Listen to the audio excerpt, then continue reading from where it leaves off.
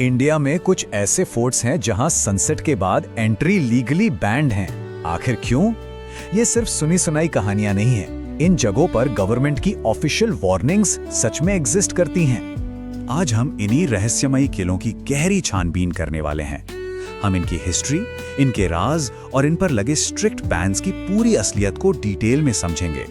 देखिए, हमारा फोकस हवाई बातों पर नहीं बल्कि रियलिटी पर होगा।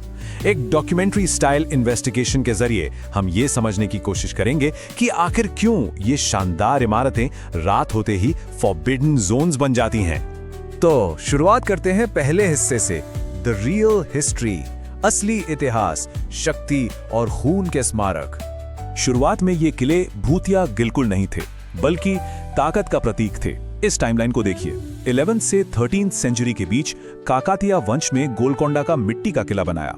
फिर 1459 में राव जोधा ने मेहरानगढ़ फोर्ट खड़ा किया। 1631 में माधव सिंह प्रथम ने भानगढ़ बसाया और 1734 में महाराजा सवाई जय सिंह द्वितीय ने नाहरगढ़ फोर्ट बनवाया। ये सभी राजपूत, काकातिया और कुतुबशाही राजवंशों के बेहद व्यस्त और जिंदा केंद्र हुआ करते थे।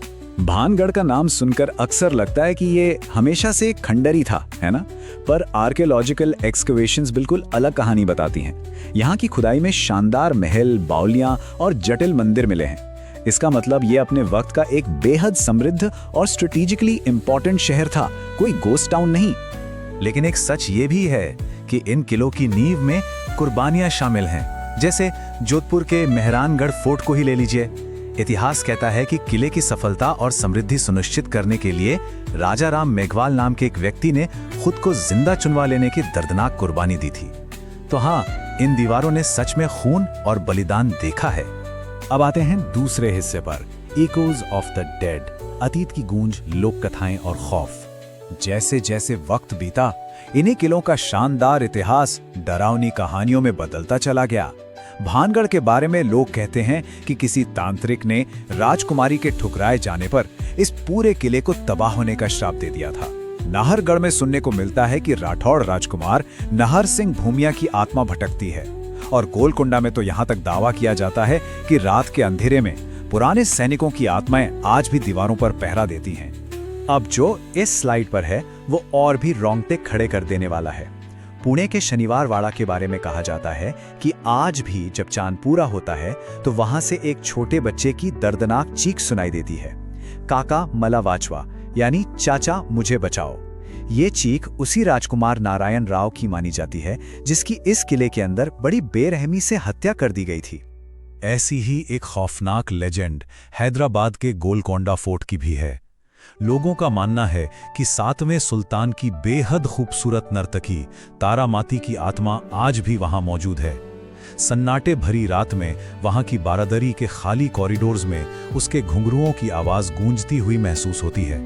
अब ये सब सिर्फ कहानियां नहीं लगती जब वहां जाने वाले लोग खुद ऐसी चीजें रिपोर्ट करते हैं। भानगढ़ में विजिटर्स ने अचानक से एक्सट्रीम बेचैनी रिपोर्ट की है। अचानक टेम्परेचर का गिर जाना या अंधेरे कोनों में अजीब सी परछाइयां और अनजान रोशनियां देखने के दावे, ये सब इन लेजेंड्स को बिल्कुल रियल और डरावना बना देते हैं। चले आगे बढ़ते हैं तीसरे हिस्से की तरफ, द लॉजिकल लेंस, तार्किक नजरिया, परछाइयों के पीछे का विज्ञान। देखिए, डर लगना बहुत लाजमी है, लेकिन जिन चीजों को हम सुपरनैचुरल समझते हैं उनके पीछे अक्सर एक ठोस लॉजिकल कारण होता है।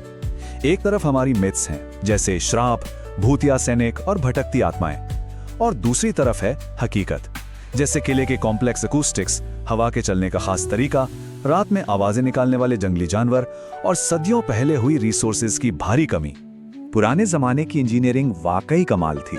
गोलकोंडा फोर्ट की बनावट को ही लीजिए। इस किले को जानबूझकर इस तरह डिजाइन किया गया था कि इसका ध्वनि विज्ञान यानी अकूस्टिक्स बेहद एडवांस्ड हो। यही वजह है कि इन भूल भुलैया जैसे रास्तों में हवा का चलना या किसी के कदमों की हल्की सी आहट भी कई गुना बढ़कर एको करती है। जो आवाजें भूतिया लगती हैं वो दरअसल सिर्फ ब्रिलियंट आर्किटेक्चर का नतीजा है। और भानगढ़ के उस मशहूर श्राप का क्या? हिस्टोरिकल रिकॉर्ड्स बिल्कुल अलग सच्चाई बयान करते हैं। ये जगह किसी जादू से नहीं बल्कि भयानक सूखे, नेचुरल डिजास्टर्स और पानी की भारी कमी की वजह से धीरे धीरे खाली हुई थी। जब रिसोर्सेज ही नहीं बचे तो लोग अपनी जान बचाकर उपजाऊ जमीनों की तरफ निकल गए। बस इतनी सी बात थी। पर यहाँ एक बड़ा ट्विस्ट आता है, जो है हमारा चौथा हिस्सा, द ऑफिशियल बैन, आधिकारिक प्रतिबंध, ASI के आदेश द्वारा। अगर ये सब सिर्फ साइंस और एनवायरनमेंट का ही नतीजा है तो इन जगहों पर इतनी सख्त पाबंदियां क्यों हैं? आर्कियोलॉजिकल सर्वे ऑफ इंडिया के बोर्ड्स पर भानगढ़ में साफ शब्दों में लिखा है, सूरज निकलने से पहले और सूरज ढलने के बाद प्रवेश वर्जित है। जब एक ऑफिशियल गवर्नमेंट वार्निंग ऐसी जगह पर लगती है तो वो डर सच में बहुत सीरियस लगने लगता है। हालांकि दिन के उजाले में ये कहानी बिल्कुल अलग होती है। सिर्फ 25 रुपए की एंट्री फीस देकर कोई भी दिन में भानगढ़ घूम सकता है।